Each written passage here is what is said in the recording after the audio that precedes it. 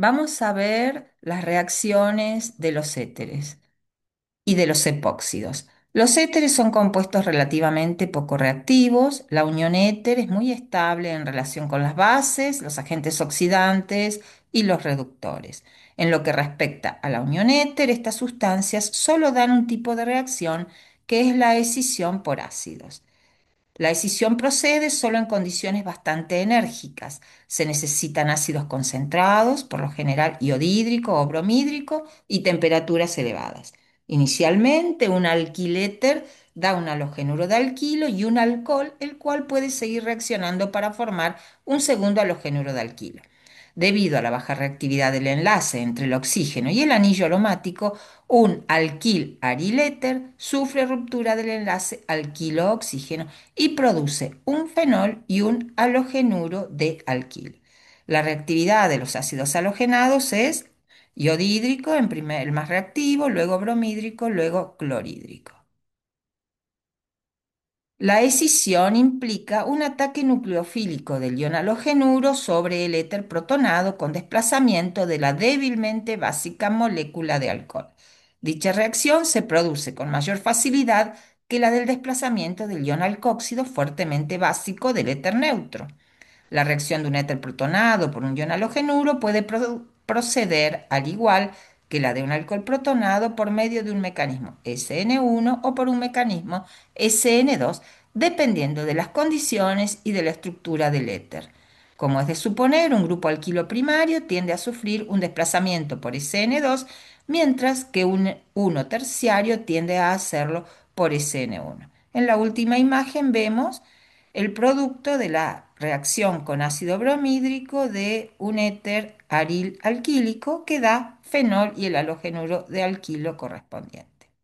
En cuanto a las reacciones de los epóxidos, podemos decir que los epóxidos deben su importancia a su elevada reactividad debido a la facilidad de apertura de su anillo de tres átomos que está sometido a una gran tensión. Los ángulos de enlace del anillo, que tienen un promedio de 60 grados, son considerablemente menores que el ángulo tetraédrico normal del carbono de 109,5 grados o del correspondiente al oxígeno divalente en éteres de cadena abierta de 110 grados. Como los átomos no pueden ubicarse para permitir un solapamiento máximo de orbitales, los enlaces resultan más débiles que en un éter ordinario y la molécula es menos estable. Los epóxidos sufren reacciones catalizadas por ácidos con mucha facilidad, a diferencia de los éteres corrientes, y pueden ser degradados incluso por bases.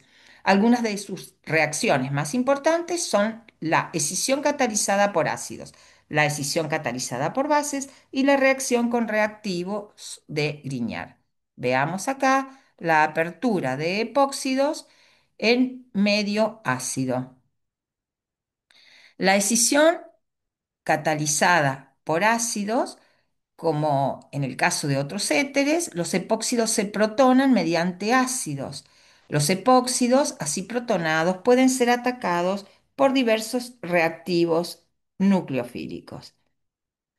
Un aspecto importante de las reacciones de los epóxidos es la formación de compuestos con dos grupos funcionales. Así, la reacción con agua genera glicoles o 1,2-dioles y con un alcohol una sustancia que es éter y alcohol a la vez. En medio ácido, la apertura del epóxido comienza con la protonación del oxígeno, lo que aumenta la tensión y vuelve al anillo más reactivo. El nucleófilo, en este caso metanol, ataca preferentemente al carbono más sustituido porque en estas condiciones estabiliza mejor la carga positiva parcial. Así se forma el producto mayoritario, un beta-alcoxialcohol, y en menor medida el producto derivado del ataque al carbono menos sustituido. En el caso de la escisión catalizada por bases,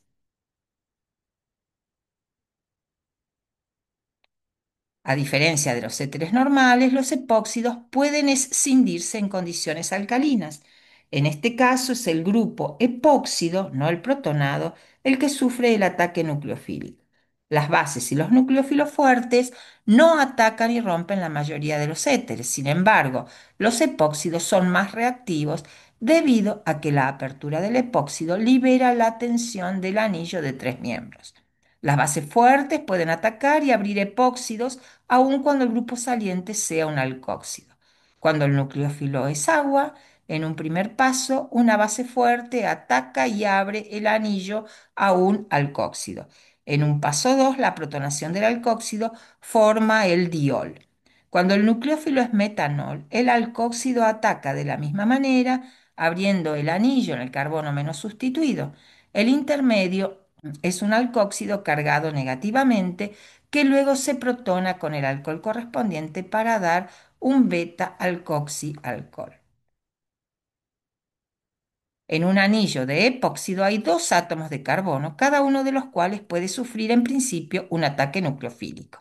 En un epóxido simétrico, como el óxido de etileno, ambos carbonos son equivalentes, por lo que el ataque se realiza al azar en cualquiera de ellos. En cambio, en un epóxido no simétrico, los carbonos no son equivalentes, por lo que el producto obtenido dependerá de cuál es atacado de preferencia. ¿Cómo se explica la orientación de la escisión en los epóxidos? Resulta que el punto de ataque preferido depende principalmente de si la reacción es con catálisis ácida o básica. Consideremos a modo de ejemplo dos reacciones del óxido de isobutileno o 2,2-dimetiloxirano. Como sucede generalmente, en este caso, el nucleófilo ataca al carbono más sustituido en la escisión catalizada por ácidos y al menos sustituido en la escisión catalizada por bases. Podría suponerse que se trata aquí de dos mecanismos diferentes, SN1 y SN2. Sin embargo, la evidencia indica claramente que ambos son del tipo SN2. La ruptura del enlace carbono-oxígeno y el ataque del nucleófilo sucede en una sola etapa. Entonces, la dirección del ataque depende del medio. Veamos entonces en medio ácido. Primero el oxígeno se protona, volviendo el enlace carbono-oxígeno más débil, y el carbono más sustituido queda con más carga positiva parcial y es el que el nucleófilo prefiere atacar, aunque esté más impedido. Como resultado, el ataque ocurre en el carbono más sustituido. En medio básico, el nucleófilo es fuerte y el grupo saliente es malo. El ataque es más directo y se ve limitado por el espacio. Como resultado, el ataque ocurre en el carbono menos sustituido porque es el menos estorbado. En resumen, en medio ácido, el control es de tipo electrónico y el nucleófilo se une al carbono más sustituido.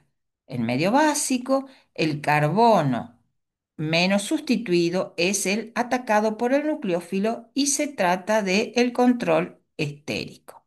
Por último, veamos las reacciones de los epóxidos con reactivos de Grignard o con reactivos organometálicos.